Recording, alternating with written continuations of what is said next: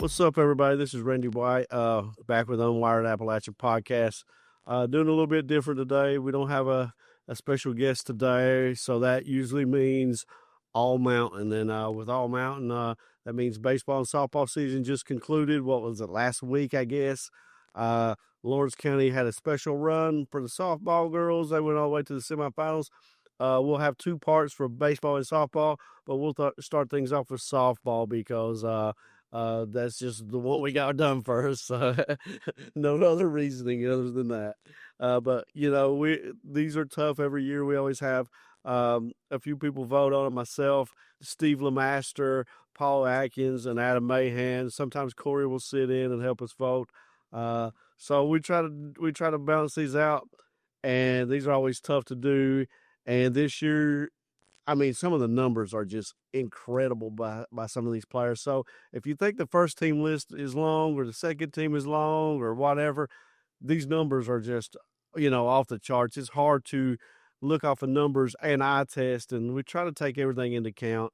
Also defensively, what kids did. So some of these numbers, though, some of them are hard to ignore, but that's kind of the basis of what we do it off of. It's kind of a little bit of everything, but numbers do take a big part of it as well. So, but kicking it off, we'll start off with All Mountain Softball Player of the Year. Our nominees for Player of the Year were Mason DeLong from Johnson Central. What an incredible career she's had. She finished a strong senior season. Molly Fawn from Belfry, one of the best players around. She can pitch, she hits, she does a little bit of everything. Bailey Hall from Tug Valley. You talk about incredible numbers. Her numbers were off the charts. I mean, she's another kid who pitches and hits as well.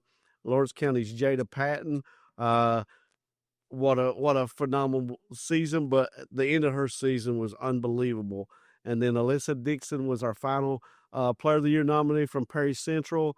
After all the votes were said and done, there were several kids who got some votes and strong arguments for, but we decided Jada Patton was the Player of the Year this year, and it's hard to argue after you saw the way she ended the season at the 15th Region Tournament.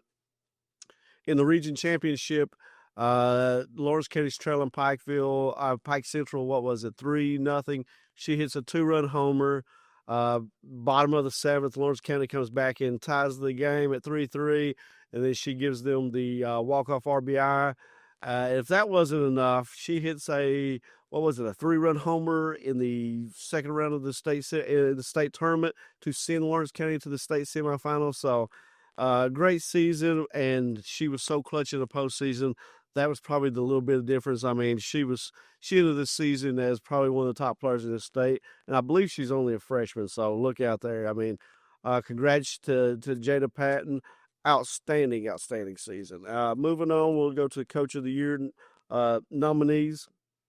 Joey Step for Johnson Central, Bobby Ratliff from Perry Central, Randy Hanna from Pike Central, Sam Sparks from Lawrence County, and Jay Perkins from Letcher County. When we kind of talked this one out, hard to deny Lawrence County winning the region tournament, going to the state semifinals, but we also recognize Randy Hanna, so we did the co-coach of the year. Pike Central's Randy Hanna. The Lady Hawks finished the season just as good as anybody. Had Lawrence County on the ropes. Looked like they could have pulled that game out very easily. Very aggressive at the end of the year. Once they got Riley Spawn back from injury, they just took off. And Spawn's one of those players that you'll hear her name here in a second on first team, but she could easily be a Player of the Year nominee as well. So moving on to after the Coach of the Years, congrats to Sam Sparks of Lawrence County and Randy Hanna at Pike Central. So now we're moving on to the first team. All the girls we mentioned who were Player of the Year nominees automatically get a spot on the first team. So that's Bailey Hall from Tug Valley, Alyssa Dixon from Perry Central, Molly Fawn from Belfry, Mason DeLome from Johnson Central. Then we also have Myra Bevins from Belfry. Outstanding season there. I think she was a second team All-State for the coaches. You talk about steals. She could do it all. Very fun to watch. Had an outstanding season.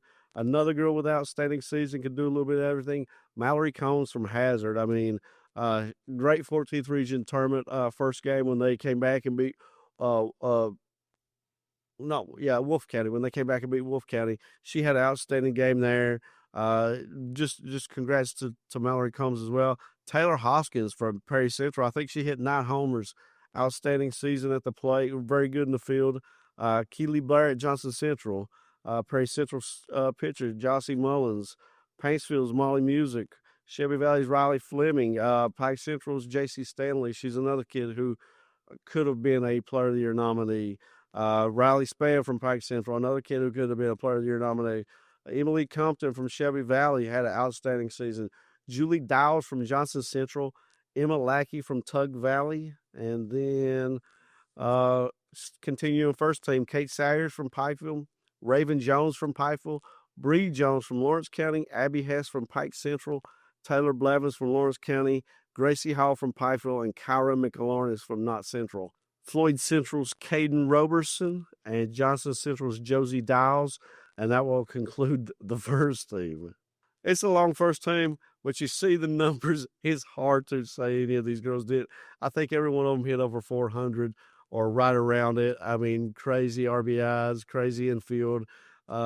Just hard to leave somebody off that first team. I know it's probably a long list, and maybe we in the years coming forward we try to shorten that. But this year, I just don't know how we could have. So, moving on to the second team, I believe it's shorter than the first team or the third team, but sometimes it works out that way. Shelby Valley's 7th grader Chelsea Holbrook, who another kid easily been. All these kids could easily be in first team. Maggie Music for Paintsville. Addison Burchett from Johnson Central, Ashlyn Dixon from Perry Central, Braylon Eddington from Hazard, Riley Griffin from Hazard, Abby Barnett from McGoffin County, Katie Hall from Tug Valley, Brooklyn Lewis from Floyd Central, Whitley Hall from Floyd Central, Eastridge's Savannah Baldridge, Hazard's Peyton Fields, Shelby Valley's Lindsay Reed, Letcher Central Scarlett Stamper, Emmeline Kitts from Lawrence County, Taylor Ritz from Pikeville, Belfry's Alara Atkins, Belfry's McKenna Justice, and Pikeville's Lexi Akers. Moving on to the third team, a girl who had an outstanding home run in the first round or the second round of the 14th region tournament. Michaela Shepard from Perry Central. Pike Central Stormy Markham. This girl, she came on really well and played awesome this year. Catherine Walters could have easily been first or second team for Pikeville just as well as Macy Wright. McKenna Osborne from Tug Valley. Mia Queen Gilliam from Floyd Central. Aubrey Plumber from Tug Valley. Kaylin Joplin from Mingo Central. Sierra Brown from Mingo Central. Phelps's Kaylee McCoy. Phelps's Shanda Kinder. Pike Central's Kennedy Hamilton. Eastridge's Courtney Keene. Eastridge's Gabriella Dammer. Leah Hall from Johnson Central. Hannah Gerald from Betsy Lane, Candace Akers from Prestonsburg, Jaden Eastep from Johnson Central, Rachel Roberts from Prestonsburg, Maylee Salyers from Shelby Valley, Izzy Bowling from Shelby Valley, and Holly Brown from Shelby Valley. That wraps up the third team. We'll list all the honorable mentions on your screen. Corey will do that. It's just if we just read them off, it'd be boring to you. I think it's probably easier for Corey just to list it. So, congrats to everybody who made first, second, third team honorable mention. Some outstanding numbers this year from a lot of kids. It was a very fun softball season. A lot of excitement. A lot of talent coming back next year. But I think that's going to be all for this year's 2025 All Mountain team for softball edition. We'll be back next week after for baseball and try to wrap that up and try to recognize some of the kids on the baseball field as well.